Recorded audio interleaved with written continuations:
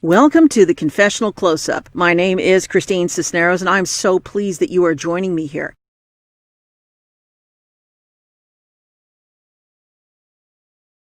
This is a moment of silence that I find myself in,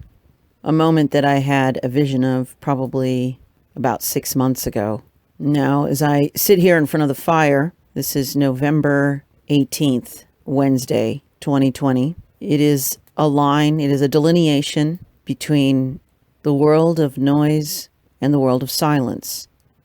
As I don't miss the time at the station, I think that is for a few reasons. Number one,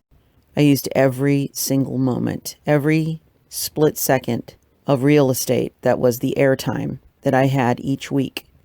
The 56 minutes that I had to play music, to point to how it correlated thematically,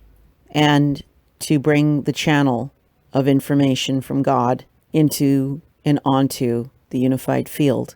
As time went on and I took more of a stand, more of the information that I was learning, processing, and as usual, slinging right back into the world, I saw the cutting edge, the delineation of that very clearly and felt it viscerally as I realized at some point in the last year that out of the 9 years that I was in broadcast on that station, that I had no audience. Today when I woke up and found out that the licensing I was wanting to get, if it covered me to play copyrighted music, did not cover copyrighted music, I felt an emptiness in my heart and in my stomach,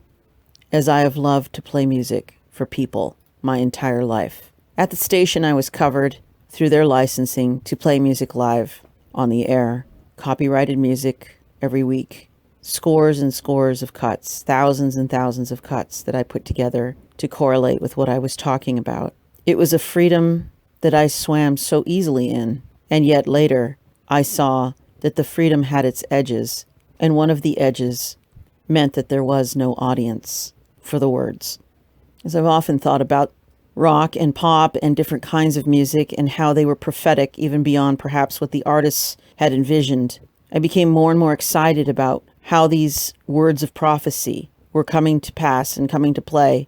at this late date, and even more excited about what they could mean for the future. And what I can see is that this censorship that has been happening on the platforms, in the stations, finding out that someone else was taken off that station because he refused to stop interviewing certain people, that the form of censorship that has insidiously taken hold of my expression here is not in the silence that I find myself in right now, the silence of no music to be played for others, but now upon retrospect, the silence that I found myself in by way of there not being an audience for that which I was saying in accordance with that which I was playing. The conditioning, the mind control, and the evil, erroneous dollars being spent to coerce the American public and the world that they are not worth much and that their personal sovereignty is easily exchangeable, as in Jacob and Esau, wherein Esau trades his birthright for a bowl of stew.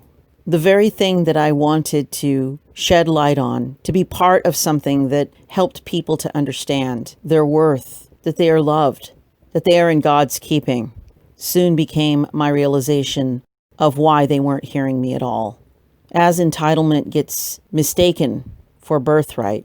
and as there is an entire world of insurmountable dollars to be spent by global elites to convince you to trade in the worthless personal sovereignty that is yours, to indeed trade in yourself for the entitlement that they will sell you at inflated rates and with interest attached to it, begs the question, if what they are attempting to trade for you is so important,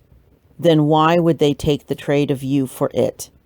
The audiencelessness that is experienced by those who become deplatformed, who become disillusioned, and who have taken a stand to leave the places in which they were creating expression, becoming very skilled at what they were doing, seemed like something to fear before the airwaves were taken away and the communication halted. But in fact, there is a deeper question and a deeper inquiry as to how it became possible for such important expression to be threatened and then be tossed aside, as it is now more important than ever to reveal past work in its present efficacy and pertinence. Those of us who had places of some interest in what we were saying, who now face what seems to be a dark void of silence and audiencelessness, must remember that there are those in the silence who are waiting to hear, who are waiting to communicate with, and who are waiting for that light to come through, though so many say it never can, it never should, and we will do everything we can so that it does not. This is not an easy morning for me. This is not an easy time for anyone. And as I sit in front of my fire and I think about the ways in which I love to play music for others and to speak with them with the music intertwined and intermingled, just as water will find a way, so will I. And in the in-between, this moment of audiencelessness and silence has pointed me back to God, back to my intrinsic design, and once again on the forefront of seeing that which hungers for itself, life hungering for itself, sound hungering for itself, and the inconspicuous, which often is the doorway to the obvious. In this silence, I find that I have the only audience that in the end really matters, and the only audience through which the expression originated, and that is God. Time, furniture, situations will all rearrange themselves,